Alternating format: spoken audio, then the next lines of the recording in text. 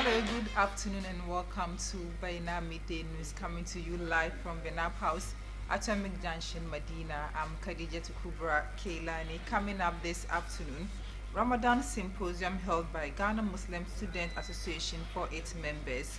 Also, wife of late John Kuma says her children will never serve Ghana if the police don't look into speculations about the death of her husband. And Ayaruga petition special prosecutor again over controversial Bank of Ghana head office. Remember, this news is also live on Facebook and YouTube at Baina TV. We'll back shortly with details of the stories.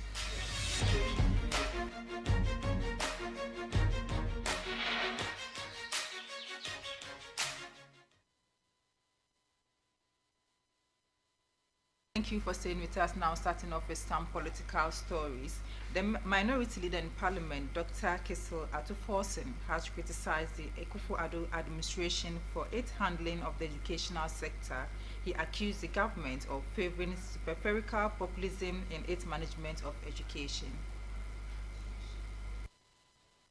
During a parliamentary debate on President Akufo-Addo's State of the Nation's address on Monday, March 11, 2024, Dr. Atuforsen further charged the government with mismanagement and mishandling of Ghana's educational sector. He also criticized the government for systematically undoing most of the progress made by previous government in the educational sector. No government has so mismanaged and mishandled Ghana's educational sector and in the process toyed with the future of our children as this government. This government has prioritized shallow populism, vindictiveness, and short-term political gain in the management of the education sector. It has systematically reserved most of the gains chalked by successive governments. The minority leader expressed concern about the basic schools that have been operating for the past 6 years without curriculum-based textbooks. He also highlighted the issue of capitation grant, which has been in arrears for several years, and absence of textbooks. He added that this grant is used to procure essential supplies such as chalk, registers, and many more. 5 years after introducing a new curriculum, this government has not provided senior high schools with the required textbooks. And still on politics, the Member of Parliament for Boku Central, Maham Ayaruga, has submitted a second petition to the Office of the Special Prosecutor regarding the construction of the new headquarters of the Bank of Ghana. Earlier, he had accused the governor, deputy governors, the board of directors of the central bank, and the project contractor, Gold Key Properties Limited, of corruption in the procurement of the new head office.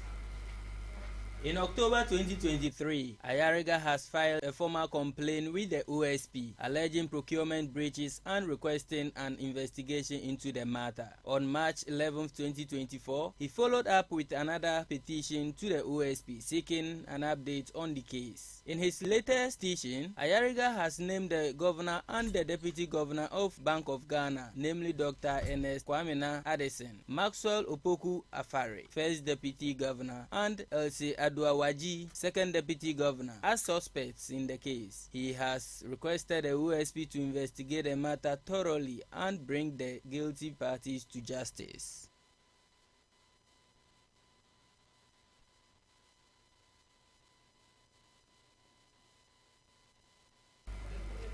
And now in business, financial analyst Kofi Aka has expressed skepticism regarding the consistent claim made by government officials that Ghana's economy has turned the corner. In an interview with the media in Accra, Aka proposed that Ghana's economy is presently in a stabilization phase, questioning the extent to which it has genuinely turned corners.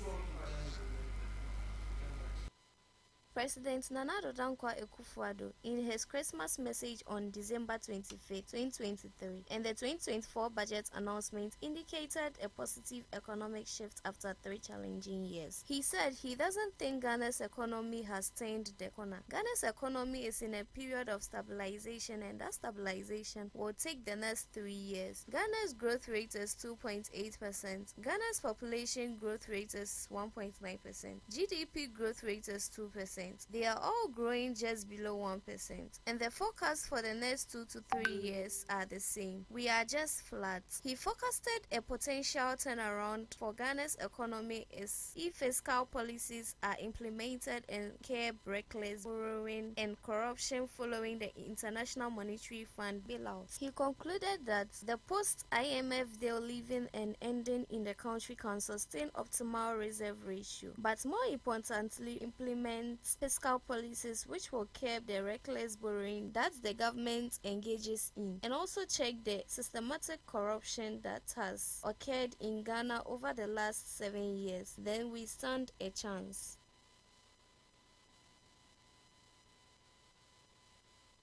From business, the National Executive Committee of the Ghana Muslim Student Association on Saturday, 9th March 2024, organized a Ramadan symposium for its members and the general public. The institution, which supervises the affairs of Muslim students in Ghana, put together a Ramadan program under the theme Harmony in Ramadan, Enlightening Hearts, Strengthening Bodies and Unifying Communities.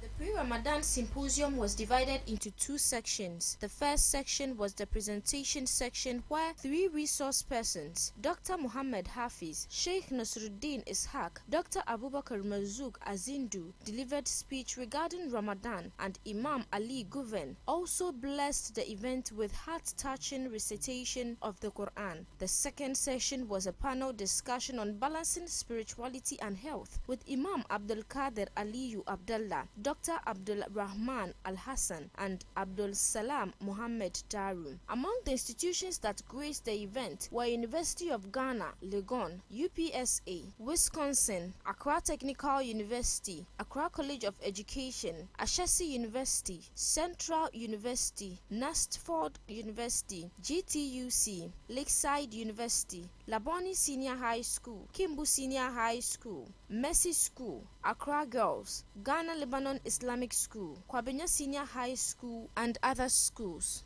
In contemporary society, a cyber fraud known in Ghanaian parlance as Sakawa, and all agree with me. Somebody has just told me that there's another one that hasn't been mentioned here, and it is closely related to Sakawa, known in Hausa as Gogawa. I don't understand that meaning. So we have Sakawa and Gogawa.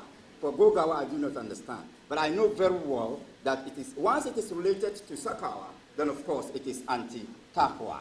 And it is important for all of us to understand, especially those of you who understand Hausa very well, to know that Sakawa and Gogawa are not part of Islamic norms. The second thing is to be of a sound mind.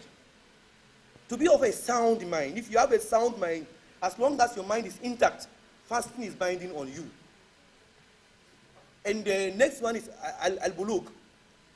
To be of major age, you must attain the puberty age to fast. Which means that if a child fasts, children should be encouraged to fast. But it's not binding on them, it's only binding on those who are what? Who have come of age. They will be punished for not fasting, but the child will not be punished for not fasting. And then the next one is al-maqdira, ability to fast. If you, for any reason you are sick, and وَنَفَخَ فِيهِ مِنْ رُوحِهِ, then he breathed into it from his own soul that component of human being that is not from creation, but from only the creator is the ruh, the spirit. And as soon as the spirit entered into that creation that was brought together to fashion human being, then human being qualified to become the addressee of Allah Azza wa Jal. Then he said, وَجَعَلَ لَكُمُ السَّمْعَ, from the same what? Sentence. But change of subject and object to display grammatical what? Significance over here. And at the same time, the significance of what your soul is. Your soul is the only thing Allah recognizes to be you. And you see that your soul is the last thing to be recognized as you. And for that matter, you make effort to feed all other aspects of yourself and lead only you yourself. The day you begin to understand that you are a company, and then the owner of the company is the soul, and the soul can call the CEO and then call all the other general managers together, call the workers and hold meetings together and discuss about your life. That is when you have qualified to become the real prototype of human being that Allah Azza wa Jal really is talking about in the Quran. In other stories, wife of the late Deputy Finance Minister John Kumah, Apostle Lillian Kumah, says none of her children will serve the country if pronouncements surrounding the death of her husband are not investigated. According to her, she was aware of her husband's illness, but if Blessed Gosbrain Smart, popularly known as Captain Smart, claims her husband died of food poisoning, then justice must be served.